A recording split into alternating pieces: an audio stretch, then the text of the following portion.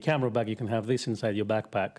We are. But it's downstairs. Live now. Oh, okay. So it would be nice. Yeah, it would be nice if you were prepared. Yeah, exactly. Good afternoon. Welcome to another Grace Westminster live stream. We hope you are all well. It is Friday. Yay. Not the 13th. No. This is Constantine here. That's me. I'm Becky. Hello to all our regulars. You all know who we are. It's fine. We are talking about accessories today. It says Photography Accessories 101. That's quite ambitious. So let's see what we can do. I was thinking, like essentials in the camera bag. But it's always nice to put clickbait title, isn't it? So we will be talking about a lot of accessories today, amongst other things. And Brian, you're not late. You're dead on time, so it's all good. We have the coffee fund open. The super chat $ is down there.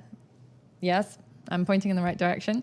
And you can also contribute via the PayPal Me link if you would like to. I already got my coffee in because I very much needed it today, and you got yours. I've got mine prepared for the second half of the stream. Oh, yeah, there you go. And please do give us a like if you're watching at the moment. We do like those likes because it helps. Well, it tells other people on the internet that this stream is good. So it goes to the recommendations. Yes. So random people can just join us and say, oh, that's interesting. Exactly. They might find it interesting. Accessories 101 is good. Our giveaway today is, what's our giveaway? Oh, they're there. Oh, we've got the hat. We've got more hats. There we go. One for you, one for me. That's for the last week.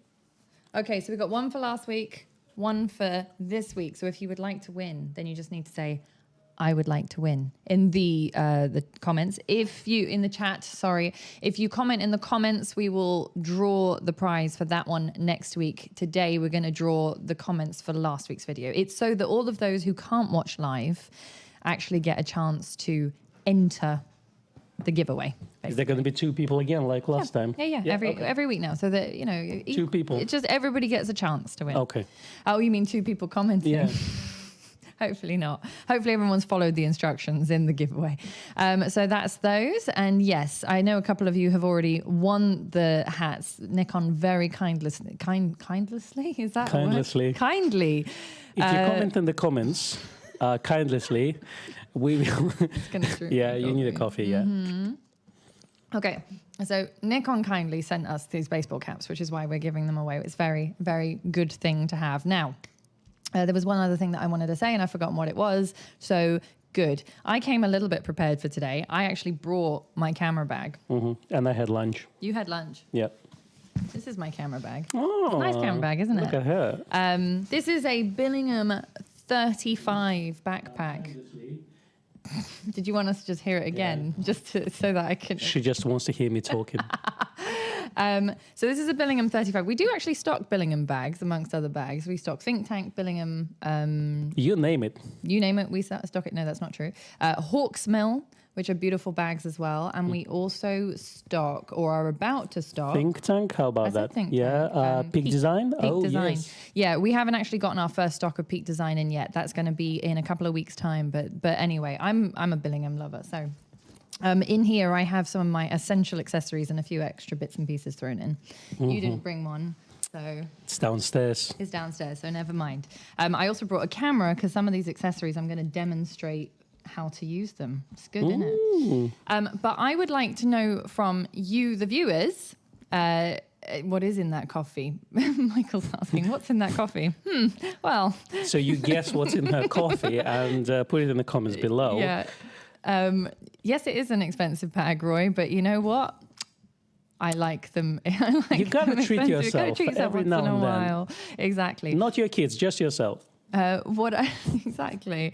Don't often treat myself, but when I do, it has to be a Billingham bag. If you are interested in sort of giving us some feedback, do let us know what is your kind of number one essential item. What is the accessory that you just can't leave your house without? Yeah, because I've got a few. I mean, I was going to pick like 3 things that I would generally go on a shoot with. We did a little shoot yesterday, didn't we? Oh, we did, yeah. We went to this thing called Brick Lane in London. Lovely part of the world. Although the idea was to be quite minimalist in that shoot and just kind of go with the body and a couple of lenses, nothing more, there are a few things that I would, generally speaking, if I'm going to do an excursion, I would take with me. First thing...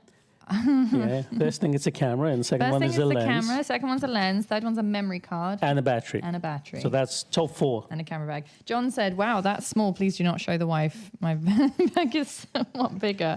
So this bag, I'm just going to do a little plug for the Billingham bag. It actually comes with a removable insert. So because of that, it's both a camera bag and it can be a normal backpack, which is what I quite like about it. And then it's got all the little sort of bits and pieces that you can slot in there. So it holds, like yesterday, for example, I had the ZFC with a lens on the FTZ, then another lens prime and another prime, and all my paraphernalia that I carry around with me.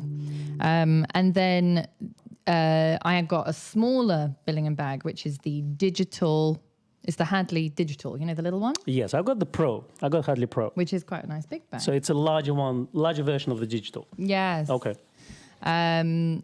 So the Hadley Digital, which is like just fits one body and one lens, I've actually managed to fit with the mirrorless system now, one body and 2 lenses. Works quite well for that. That's the one that's on the cover of this stream, by the way, is the Hadley Digital. So I'm quite a big fan of Billingham bags. I got a couple of Think Tank bags as well, but just for the...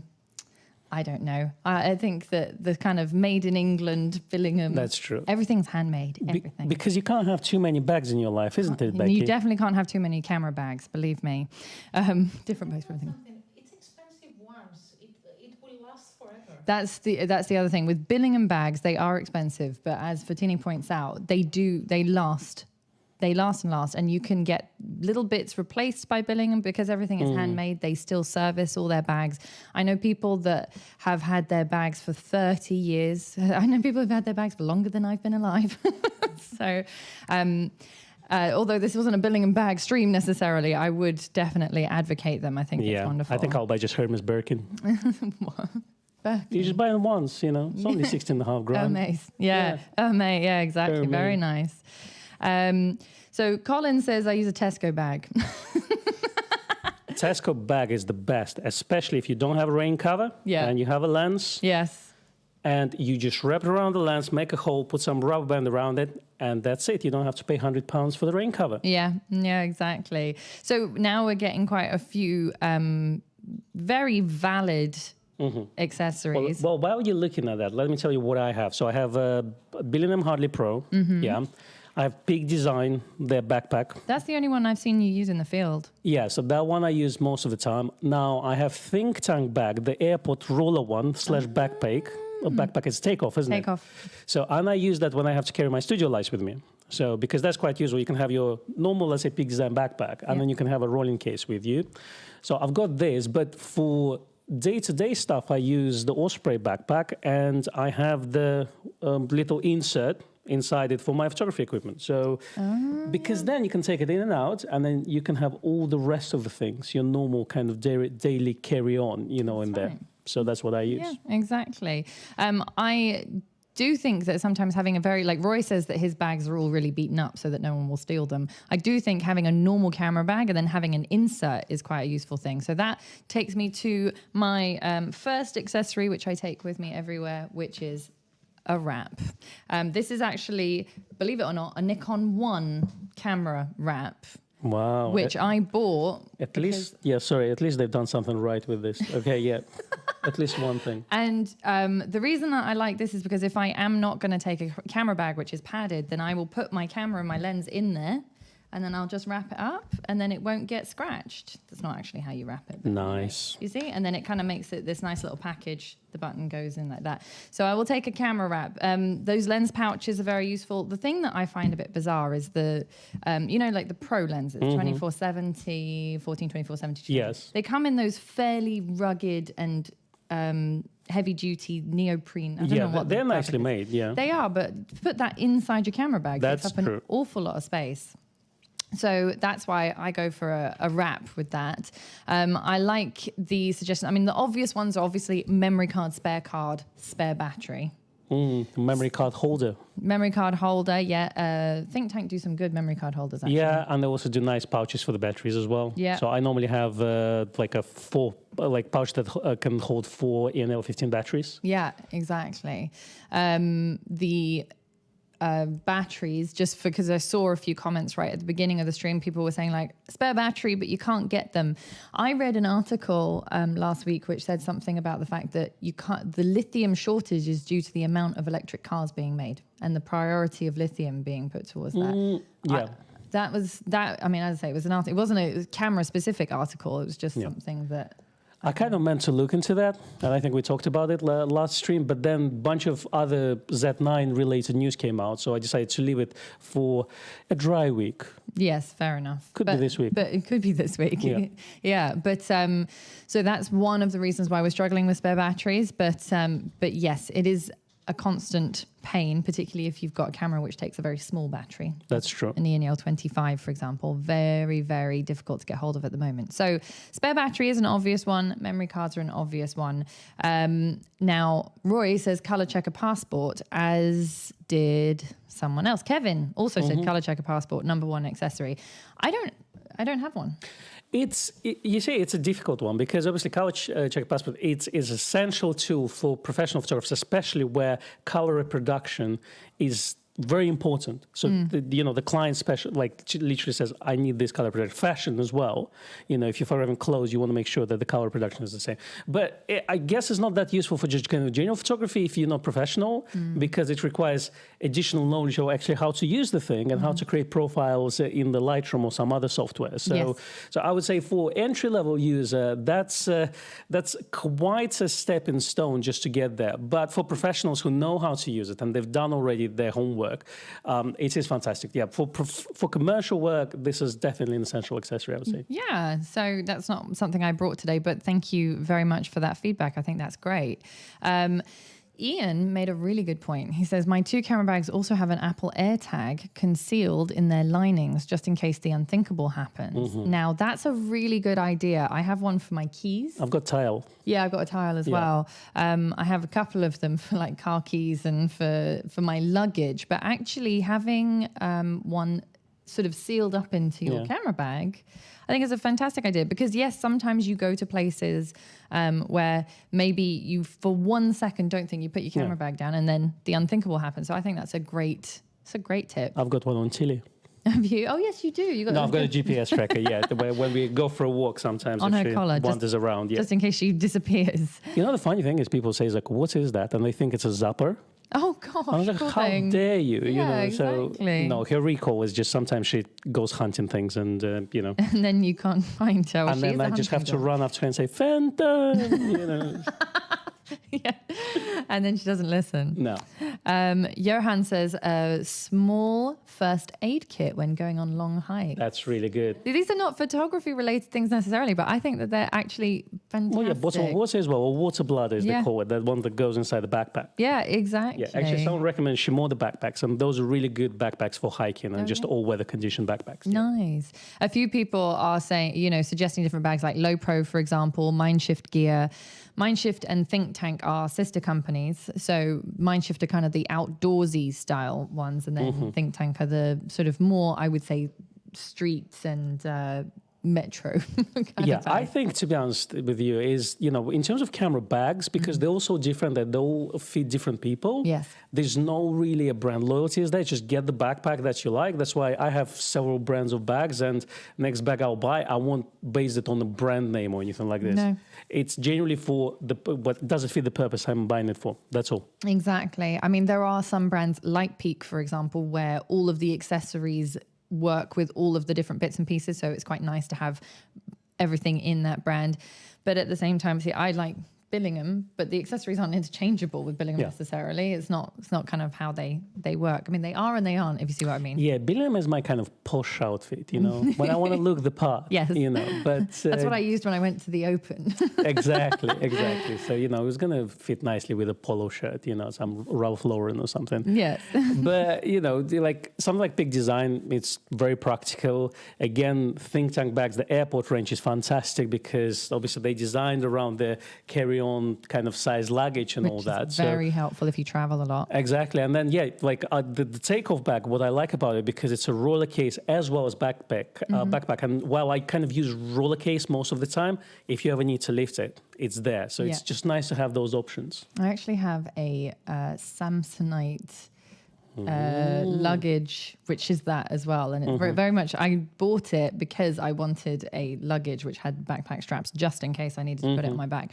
Anyway, I digress somewhat. So then we've got a couple of things. Is coffee an accessory, Dixon asks? Yes. Yes, must always bring that. Yeah. Absolutely. No, what you do is you get the beans, you got a hand grinder, and you got a nice pour over as well. So you can just pour it over in your metal mug or something like this. You know, that is very important. I actually take that with me on every trip I go. And then you take your water in a Grazer Westminster water bottle. Exactly, a nice product placement. Or your coffee, because it keeps liquids hot or cold. You put a nice cold brew in there. Those are on our website. We don't have many left, actually, just a few. Oh, we put in an order for more. That was what happened there. I'm going to put that there. Let me just see if that, in terms of alignment, kind of works. It's a little bit in the way, but anyway. Yeah. No one needs so we just use a macro lens and just frame the bottle. Just frame and that's that while we talk.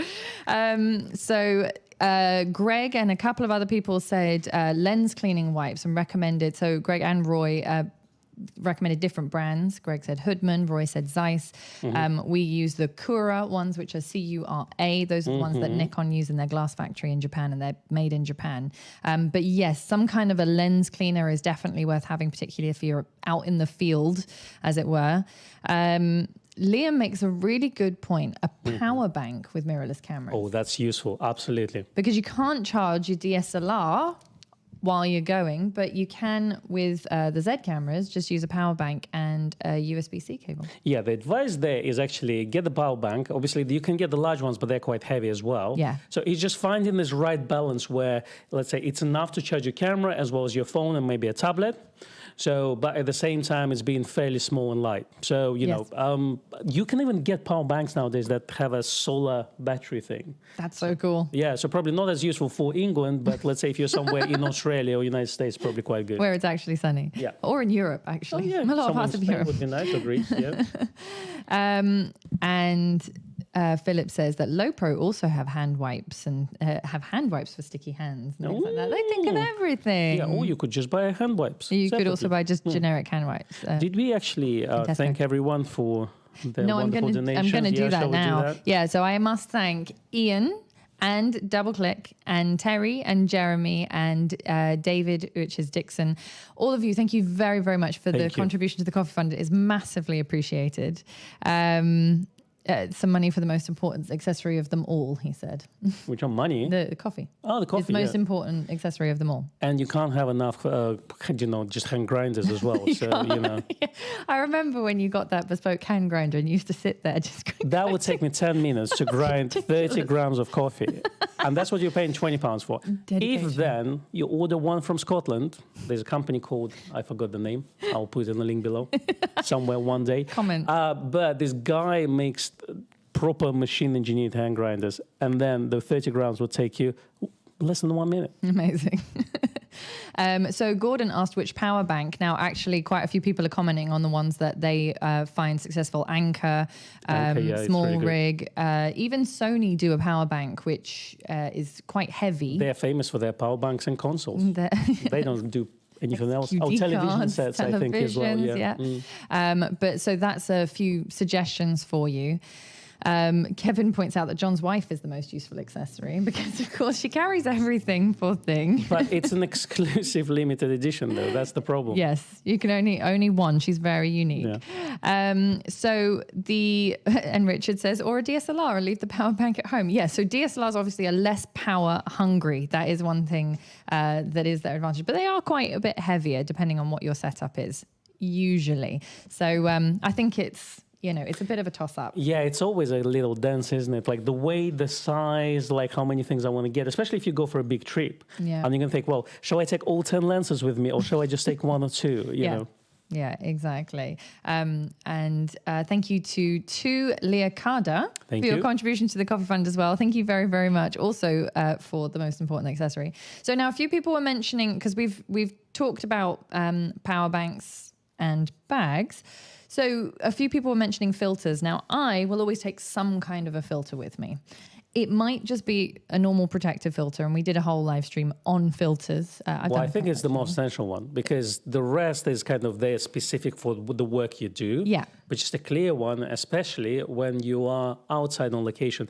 And again, a lot of people say, well, okay, if I'm somewhere in the desert, that's one thing. But also if you're on the beach, because salty air and salty water can get into those coatings. I can tell you that. And sand as well, which is not great. Well, that's the thing. Heats the lens. You got micro crack there, micro scratch. And then all you need is a bit of salty air start to get through the coatings. Yes. So definitely having a protective filter is a good idea. Honestly, a protective filter is, okay, maybe it's expensive considering that it's a piece of glass, but it's much cheaper than replacing a whole lens. And obviously over-dramatize the whole process. Obviously, you probably won't notice it, but that's potentially what can happen. And especially people who live in on the seaside, we do notice that. And also sometimes, particularly if they've got quite damp, if they're close to the coast, then you get fungus and things like that. Can't be handled with a filter necessarily, but just worth bearing in mind. So when it comes to filters, I will usually decide what filter I want to take. If I'm not shooting anything special, protective filter. If I'm doing something where I know there's going to be water and a lot of sky, I will just put a polarizer on because I don't want to double stack my filters. That's true. And it's always good to get the right size for the lens. Vignetting. Mr. Obvious here.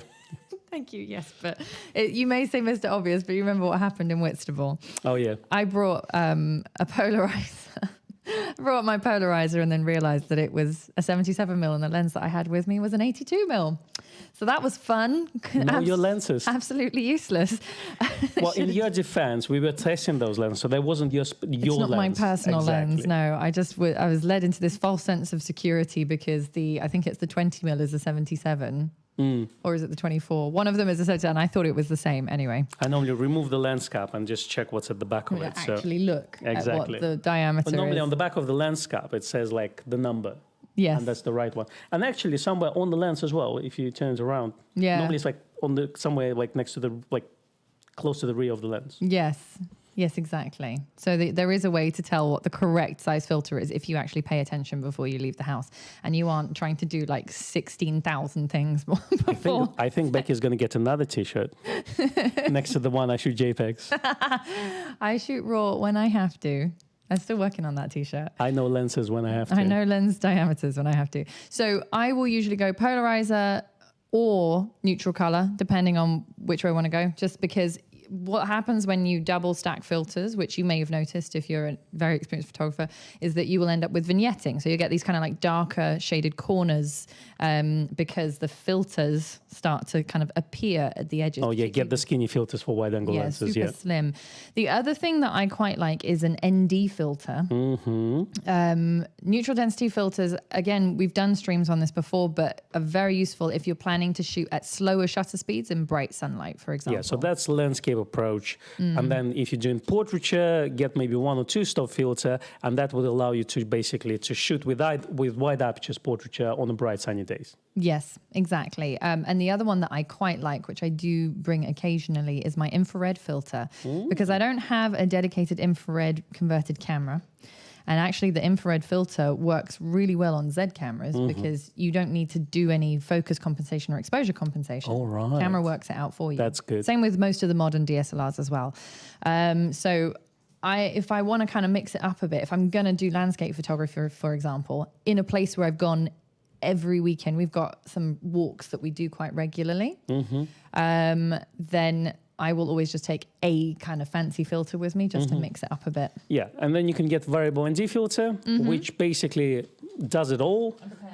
Yeah, generally, you've got one. Fantastic. I do. Look, this is Hoya variable ND.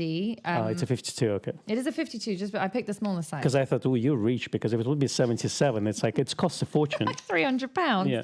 No, this is a 52, and I'm just going to show you very quickly because it's really very cool. Yeah, you generally use those for videographers. Like that's kind of the main approach, video work. Quite often. But you can also use them for still as well. I wouldn't recommend you to stop them down like fully. So it's about like 10 stops or something. I want you to just hold this there. Hold this, that, yeah. Or the filter, okay. No, so that I can... Okay.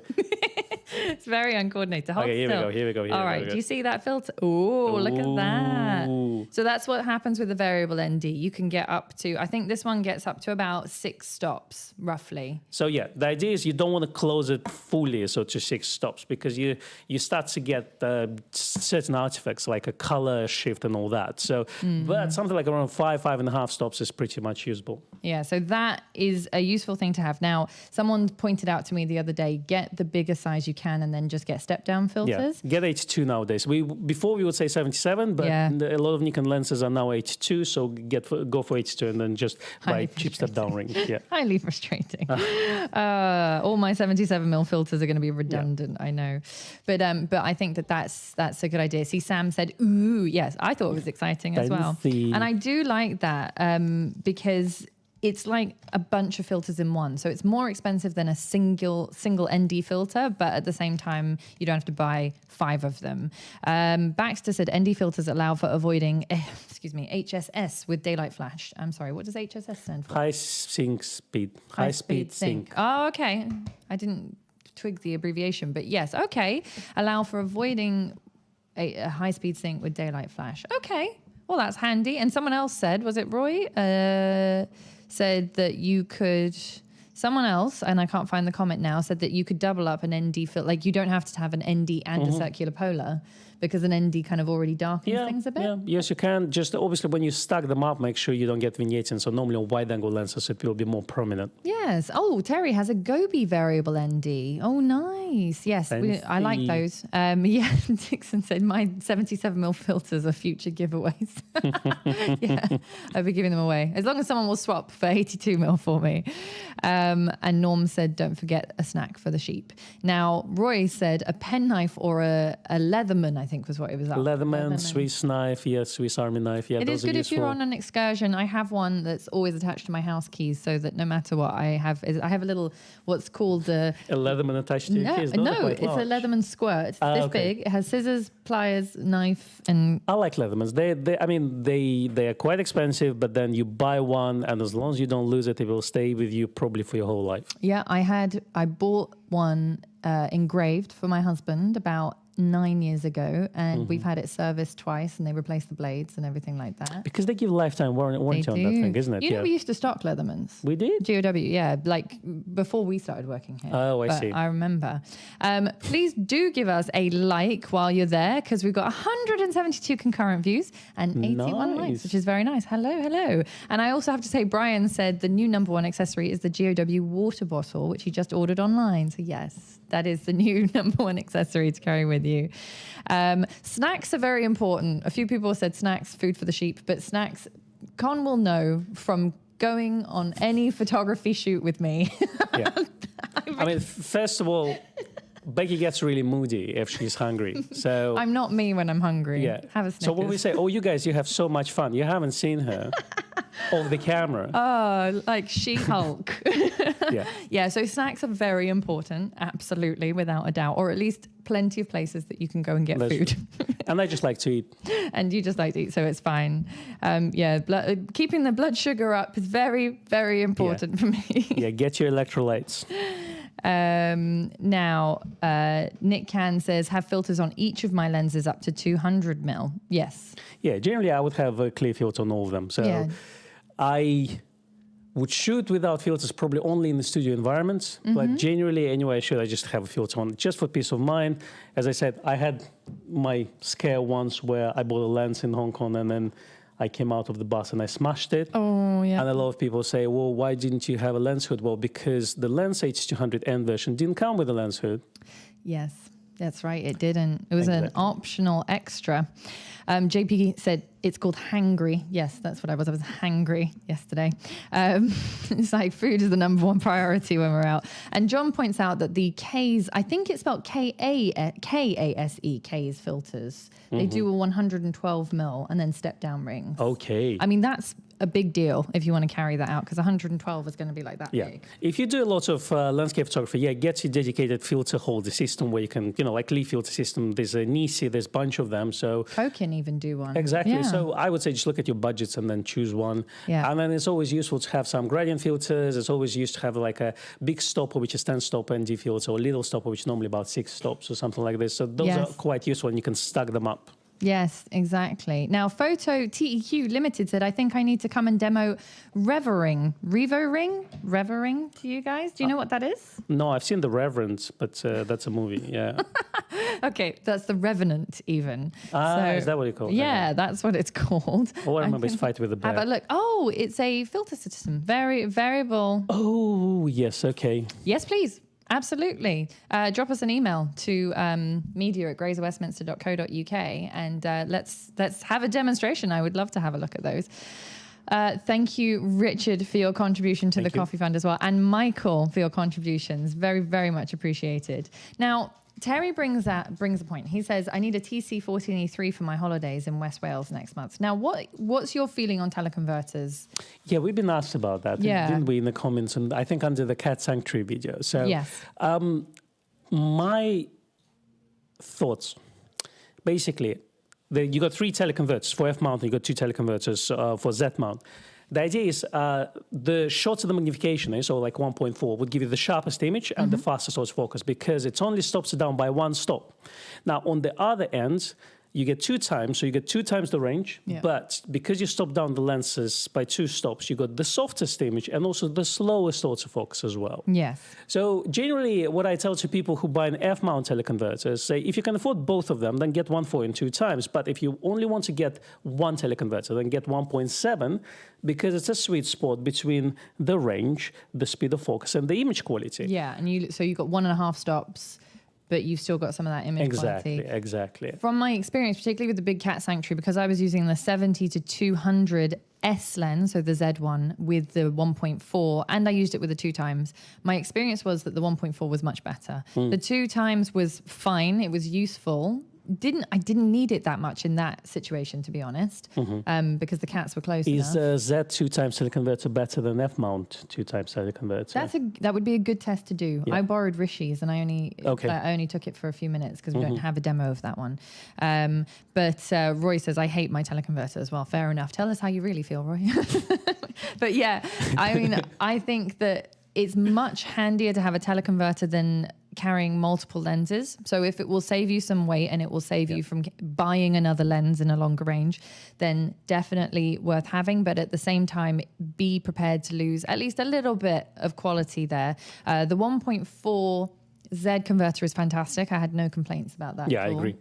On the F-mount versions, the Mark III of the TC 1.4 is not much different to the 2 times. That's true. And it's definitely better than Mark II version. Mark II, that's what I meant to say. Yeah, sorry. The 2 times gets increasingly better with each generation. So we're now on the 3rd generation of the TC20E. But even still, you will lose some quality there. And I find it quite lens dependent. I actually find that with some lenses, the 2 times works quite well, and with others, not so much. Well, we did find that the Mark III version of F-mount teleconverter it worked better with the with the lenses that were released around the same time. Yes. So all those PF lenses and FL lenses that came out around the same time, 400 FL, 600, etc., they were much better on 2 times teleconverter. And let's say 7200 FL was also better with that teleconverter compared to the VR2 version. Yes. Yeah, exactly. And John points out that Rishi did actually do a good video with the, teleconverters. So worth having a look on that one. And I think he did also compare. Did he compare F mounts with Zs? I can't remember of the converters, but he's very thorough on those things. So worth checking out. Now, Ray asked if we had any experience with clear light or light pollution filters. I haven't. I've seen the results of them, mainly just from, people who are ambassadors for Hoya and things like that. But I actually have never used them myself. I think I used to have a haze filter back in my film days. Yeah. But no, it's not something that I use at the moment. So. No, exactly. There's a few people saying, you can also use DX crop. I use DX crop quite a lot. That's my solution instead of using a teleconverter. I know, such a snob. So another thing that I wanted to pull out of my bag of tricks is cable releases, because I think that particularly if you're going to do anything, we'll also talk about tripods briefly because a few people mentioned tripods, and I think that that's worth doing. I also have for the ladies in the room, I also have my Trini stack, which I take everywhere with me, regardless. That's a makeup thing, so I've just mansplaining for us people. Yeah, there might be some guys that want a bit of just a touch and need to fix up I don't have side. anything. They try to put those things on me, but yeah. Anyway, so that's always in my camera bag. But okay, so there's a different kind of set of releases for different cameras, obviously. The F5 that we talked about a couple of weeks ago, I realized was the first camera that had the 10-pin socket. Oh, that's true. And the 10-pin socket, which is the one that you will find on most pro DSLR bodies, is that one with the 10 pins in it, or 10 holes for pins, I should say. Now, that's stayed consistent all the way through to the D6. So if you've got a cable release going back that far, then it will actually work. I brought a few iterations here, though, in my Mary Poppins bag. What's that? It's an ML3. Oh, ML3. So, and the reason why is because we get asked these questions an awful lot. Roy said, pity the MLL3 doesn't work with all Nikons. The MLL3 is this very cute little thing. It's no bigger than this, and it's not this, but it's no bigger than that. And it works with like the D90. Anything from, I think, D80 even. Yeah, D80, D90, D... all up to the latest D5500s and 600s and all that. The only one that it doesn't work with is the D3500. And there is no cable release for the D3500. Okay. Which is very annoying. But does it have Wi-Fi? No. Yes. It has so SnapBridge, the only way to trigger it is via SnapBridge. Yes, exactly. So I have a few things on the desk here which you probably can't really see. I'm going to move the Trini stack out of the way. I've got lots of things. No, that's the most important accessory. It is the most Everyone important should own one, accessory. you know. This doesn't happen when I wake up, you know. So the first one is our good old standard MC30, which is a standard cable release. For Z users, this would be an MCDC2, which is, I'm not expecting you to remember this necessarily, but we can always put a little note down at the bottom in the description box so that you know. So MC30, this is actually the A version. I'm going to tell you what the difference between the MC30 and the A is, and pretty much any A version of an accessory from Nikon. The difference is, do you see on that, there's this little white dot there? It's a white arrow. On the original versions, there is no white arrow. That's the only difference. Oh, it's like on the teleconverters, the F-mount teleconverters. The difference between Mark 1 and Mark 2 teleconverters was literally the paint finish on the teleconverter. Yes, and a Roman numeral. Exactly. Yeah. Nothing else. Nothing else at all. So the MC30 and MC30A work with the same cameras, anything which has a 10-pin socket. That literally just plugs in there into the front, and then you've got what, like 80 centimeters? Yeah, about 80 centimeters of length. Remember, we've got one about 5 years ago. Someone soldered extension to it, so it was about 30 meters long. And what we did is we actually walked across the street to the roasting, to the coffee place, and we triggered the camera from there. Yeah, it worked. It worked. The other thing you can do is get an extension cable, which is an MC20. Yeah, but it wasn't that long. No. I think it was like 1.5 or 2 meters long. No, I think it's a bit longer than that. It's 5 Oh, meters. still not 30. Still not 30 meters. Anyway, so it's a bit limited. Now, if you need something with slightly longer range, David asks what the cable release is for the ZFC. It's your phone. It's SnapBridge, unfortunately, with that one.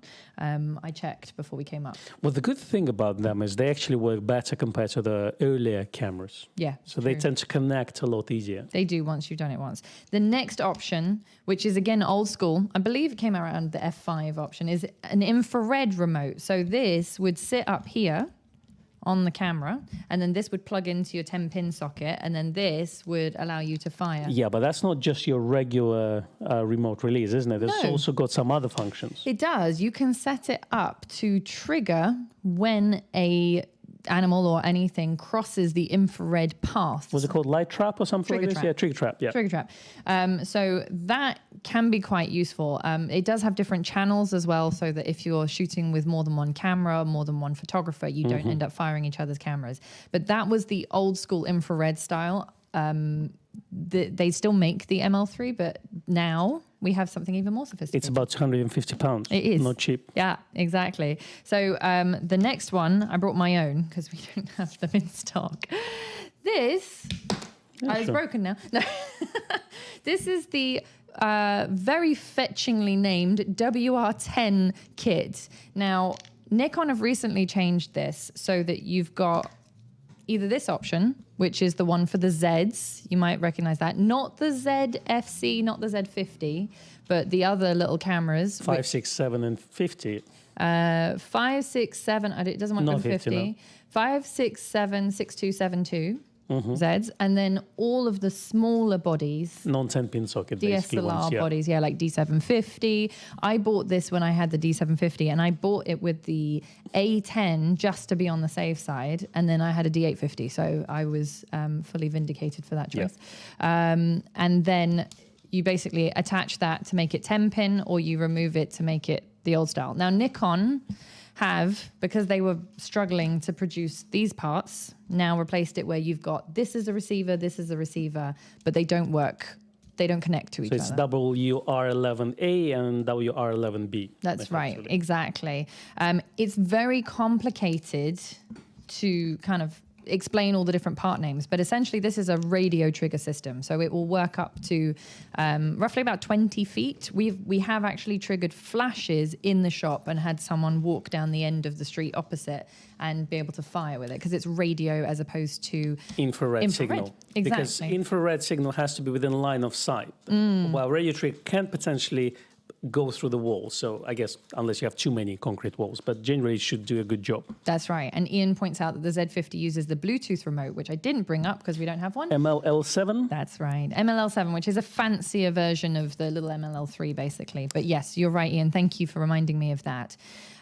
So you've got a few remote release options. I would always say cable is the simplest, always. But if you need longer distance, then either look at infrared or radio trigger. Infrared, the downsides are you have to be in direct line of sight. It doesn't work if you put the camera in the garden and you're sitting in the kitchen. It just doesn't work. The radio trigger is much more reliable. It will work through walls. It will work across longer distances, but more expensive, generally speaking. Yeah, I mean, the beauty of that trigger as well, if you skip the trigger, but this is a receiver which will allow you to trigger a flash like SB5000 flash as remotely, well. Yeah, you may need an update if you got an earlier one, so you can send it to Nikon, they will update it for you. But if you got one that is more or less recent, then it should have the compatibility out of the box. Yeah, exactly. And the other thing is obviously SnapBridge, as a lot of people explained. SnapBridge works with cameras from D750 had Wi-Fi. And you could use it for remote photography. And then we had D850, not D800s or D810s, but D850 and any of the smaller like D7200, 500, 5600. Can't remember if the 55.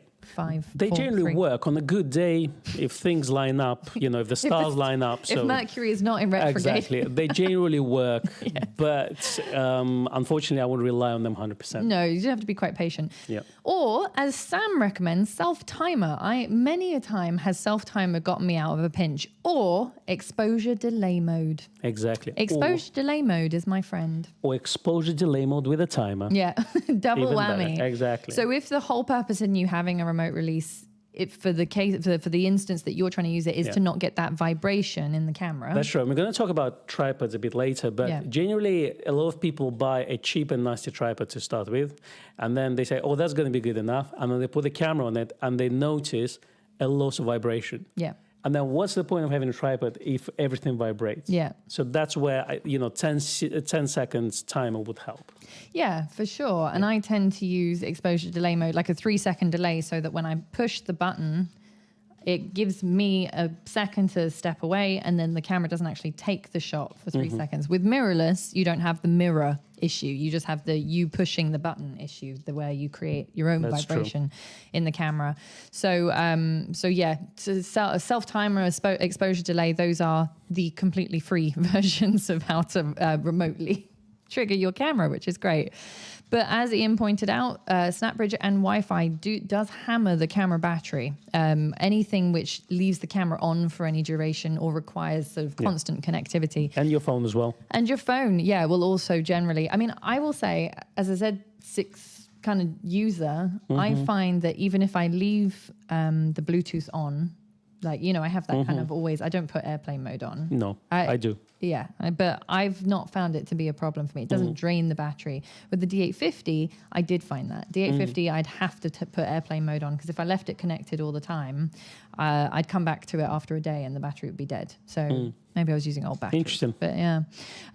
So those are remote releases. So again, for your sort of smaller bodies, if you don't have a pro body with a 10-pin socket, then you're looking at the little cable, MCDC2. You're looking at this half of the setup, which is the WR, now it's called the WRR11B. Rolls off the tongue. Yeah. And this thing. Or Snapbridge, which is great. What was the next thing that you want to say? Tripods. I didn't bring one because we're using one, and you just tried out the new Peak one, haven't you? Yes. So I'm trying the Peak design tripod, the carbon fiber copy, which is about, I think, 550 quid. It's not cheap. It's not cheap. It is very nice tripod. The only thing that I personally didn't like about it, if you have to, the main thing, you can kind of reverse it to point it down. So if you want to photograph something on the ground, or let's say if you want to do a top-down photography. So in my case, I want to set it up for negative scanning. Yes. And the way the head is designed is really strange because it doesn't allow you to line up the camera perfectly at 90 degrees facing down. Right. So, and that's due to design of the head. So I think the weakest part in their tripod is actually the head design, which they can improve on. But everything else, it's the smallest, the sturdiest tripod you can get, because if you compare it, the size of it, let's say, to a standard Manfrotto, like the one we have here, 055, which is kind of a classic design. Bit of a beast. Yeah, so this one is 1.5 times smaller. Yeah. So it's definitely more portable. And the problem with tripods generally is a lot of people will leave them at home. They will buy them and then they look at them and they look huge and then they will just leave them at home. So unless you drive somewhere and you set it up, you're not going to carry it for, let's say, for a hike or something like this. So if it's the case of getting one with you or not, then the size makes difference. This is a really good portable tripod and very steady for its size. It's really small. It fits into a little case and everything. I was quite impressed. Exactly. So unless you do like a serious macro, or unless you have really, really heavy equipment, and I'm talking maybe about 4 kilos plus, you should be absolutely fine with something like that camera on it, or D850 even. Yeah. So I use the three-legged thing, Billy, which I like very much. And I've got the L bracket on my Z, which I didn't bring it in today, but it's the Zelda, and it just stays permanently attached to my Z6. L plate, yeah, L plate, exactly. And they obviously do them for all of the DSLRs, all of the Zs. They do the Zayla, which fits the Z50. And then they do the Ellie, which is the more generic, fits all DSLRs, kind of one size fits all thing. So there's a few. You also you tried the Ellie, didn't you? I've tried the Ellie. I use it on my rangefinder camera. So, but on Z6, I have a small Regal plate, which is specifically designed for it. It's like 25 pounds, but it's really well made. Exactly. Yeah. And what I like about it, it just makes the camera a little bit bigger. I don't like my pinky hanging, and generally my hands are, they're not large or anything. So, but like just that grip, first of all, it adds the connection, the arc swiss connections for the vertical and horizontal, but also it makes the camera a little bit bigger.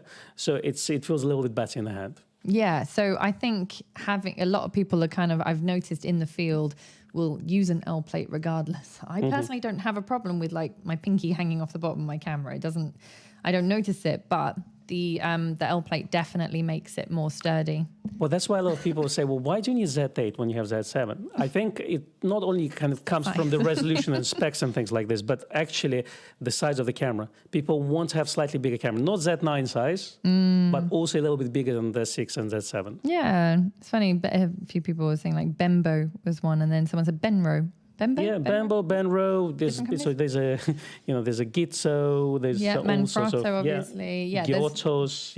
Yeah, it's true. There's quite a lot of tripod makes, but those are the ones that we stock. Now, all of the things that we've talked about, like the three-legged thing, tripods and L plates, the Billingham bags, Hawksmill bags, those are all on our website. So if you ever want to have a little look, you can do that. There's our wonderful producer has put links in the description box to make life easier.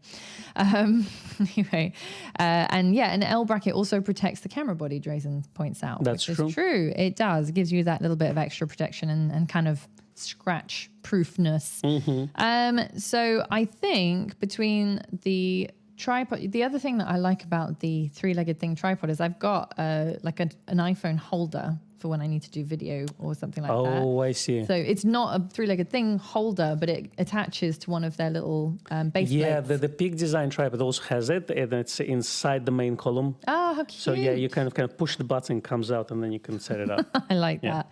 But So, I thought you liked about three-legged thing, the naming of their products. I do. And Sam was pointing out, she said Winston, Billy, Alan, and Ellie. Yeah. She's got all of them, the whole family. Yeah, and the next series that's coming up is going to be Becky and Constantine. Oh, if only.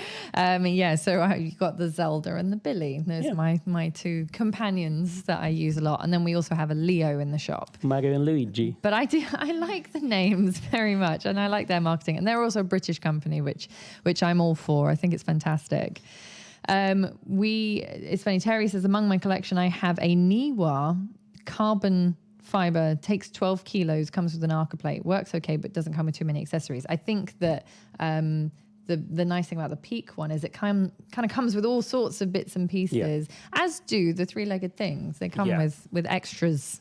They're all nice tripods, and I think again, there's always a tripod for the occasion. It's because camera bag and a tripod for every occasion. Well, that's the thing. In a studio environment, I would use the kind of the heavy duty, the biggest and the heaviest tripod you can get. You can probably get a second-hand one off eBay, which would weigh like 20 kilos or something, and they will do the job because you're not going to carry it anywhere, just around the studio. But then when you start to travel, that's where the whole thing comes in. And it's true. what I noticed with I had Shirui, like a very tiny tripod, the carbon fiber, but it folds like this, so it's 5-leg section, right? Yes.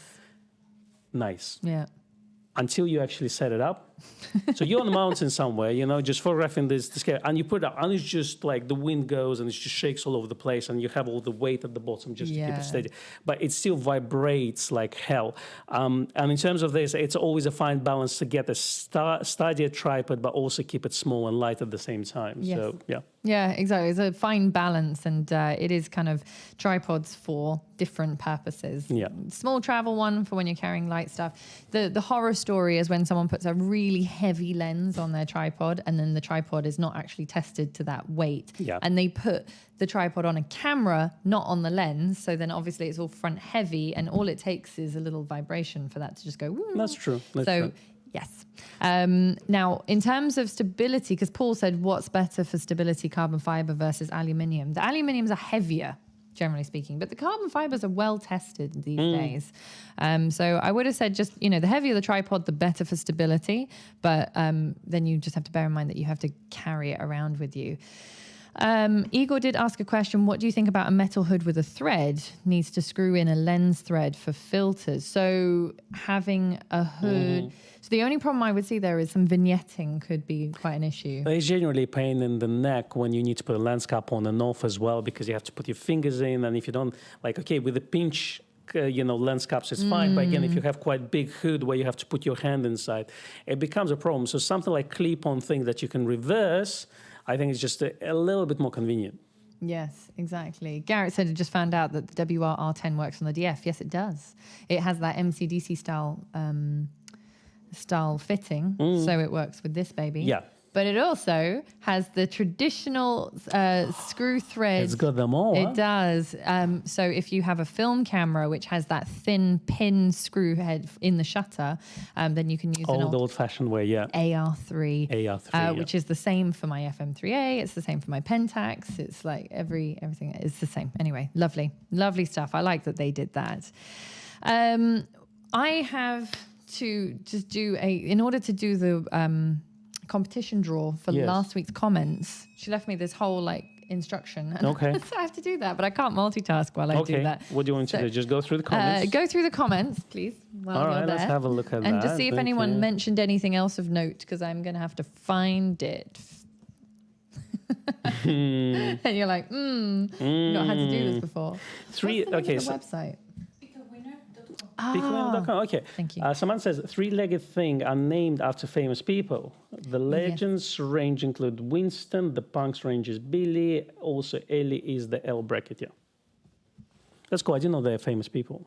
I thought it was just random name generator. No, or something. I knew that they were based on famous people because they have that whole kind of they've got the punks, the pros, they name, and then their marketing what is it that they do? Is it it's Punkvember? I don't know. There's a month of the year, which is November. That's for the mustache yeah, that's thing. right. Yeah.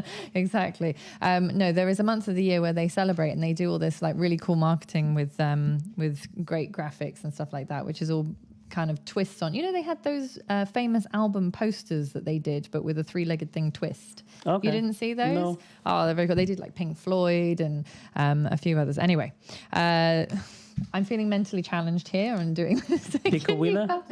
I went to that. What link am I putting in? The link for last week's video. Yeah. Right. Oh, You see me struggling live. we are trialing a new system. That's what it is. We're trying a new way of getting. Yes, I will find it. There we go. There it is. Okay, I'm gonna just copy that. This is great. It's great entertainment for everybody. Well, people talk tripods, and a lot of people agree that you buy a tripod and it lasts you for years, really. So that's the thing. Some people have tripods for like 20 years and it's still going strong. So generally, I had actually, which one? I had Gitzo carbon fiber tripod, and the center column actually cracked. So, and it was about 10 years old. So I actually sent it to Gitzo and they fixed the column. So at the charge, of course, but generally they can service those things. Great. Was that? Sorry, I wasn't listening. I was feeling the thing. I thought you were going to be ready by then. I am almost ready. I'm going to do the wheel of names as well for this week's one. I'm just going to get it all set up because then we can draw our names live. Okay. Ho-hum. Fun times. It's going to ask you to confirm that I am who I really am in a second. It might not, actually. Okay. Might not ask for any confirmation. No, it didn't. Here we go. Are we going old-fashioned way then? Live. Yes. Is it the Nikon Cap Live one? Okay, good. We are going to do... No, there's 2 giveaways. Are you paying attention? No. Okay. Wait 1 second. There we go. No, it's not this one. It's not this one. Okay. It's the other one. It's the... No, it's not. Preference on type of QR plate, Arc Swiss for me personally. I don't know. Do you like Manfrotto quick release or do you like Arc Swiss or do you like any other release plate? Arca Swiss. Yeah. It is. Oh, okay. Well, I'm going to do this one now, which is because that's what they can see. Mm-hmm. So we're going to give away. It's going so smoothly. We are going to do the giveaway for the live comments now. Grab a cap. Yes. Here we go. Thank you. They're stealthy Nikon caps. Yeah, they're very cool. All right. And we're going to switch over to, that's the view that I've got. That's correct. That's today's. So these are today's live comments. We have no sound because I turned the sound off. That's okay. So we're just going to go. There we go. It's Baxter. Well done, Baxter. So you want a cap. Very, very well done. I'm sure we've got your details, but just drop them to us in an email, media@grayserwestminster.co.uk. I'm gonna test the other thing. 1 second. Let me see if because this is for last week's. Oh, there we go. It did work. All right. So just to prove it to you, for last week's comments, Kenny Moon wins this week's giveaway for that. So Kenny, if you're watching this, very well done. Drop us an email to media@grayserwestminster.co.uk. If you're overseas, then also include your contact details because the couriers do need that when they're sending things. But otherwise, very, very well done. That's our giveaways. Yay. Made it. Yeah. We didn't talk about straps. Was that so hard? We didn't talk about straps. We could probably do a whole extra hour on straps. Next week? Not necessarily. I mean, recently I've been using the Peak Design strap. Yeah, I think I've been using Peak Design straps for about 5 years. Yeah, well, you're ahead of the curve. But I actually kickstarted their first bag, the Messenger one. You did. Yeah. That's right. But I will say that I personally prefer wrist straps where I can get away with it because I don't like carrying things on my shoulders very But they also do wrist strap as well, which attaches to the same connectors. Yeah, so the anchors. Things. Yeah, the anchors. The anchors. And that system is very, very useful, actually. So we will, as I say, in a couple of weeks when we've got some Peak Design stock in, we'll do a live stream with James, who is one one of the UK distributors for Peak. They're going to be coming over as in a little guest spot and showing us through some of the Peak stuff. And we'll definitely talk about the straps. You'll be away then, won't you? Oh, good. Yeah. Joseph said, don't forget the camera under the hat. Yeah, unfortunately, you don't get the secondhand D800, but you can buy it. I will just mention as a final little plug before we love you and leave you this week, we have a secondhand offer at the moment of if you spend £500 on secondhand, you get £50 off. If you spend 1,000, you get £100 off, and if you spend 1,500, you get 150 off. So if you do want to buy anything secondhand, then head over to our website. The codes will be in the description box, so makes life easy. And that's until the end of the month. So sounds good. Nice 10% off, isn't it? Yes, exactly. There's nothing wrong with the Nikon Z strap. I like fancy. Everything is wrong straps. with the Z strap. There's Nikon Z on it. I like fancy straps that don't say Nikon on them. Right. Thank you very much, everyone, for joining us this week. Thank you for your contributions to the Coffee Fund. Super appreciated. We will see you next week for another live stream, won't we? Yes. What's happening next week? Yeah, we're here. We're good. on schedule, yes. Excellent. All right. Everything, Have a wonderful weekend all, and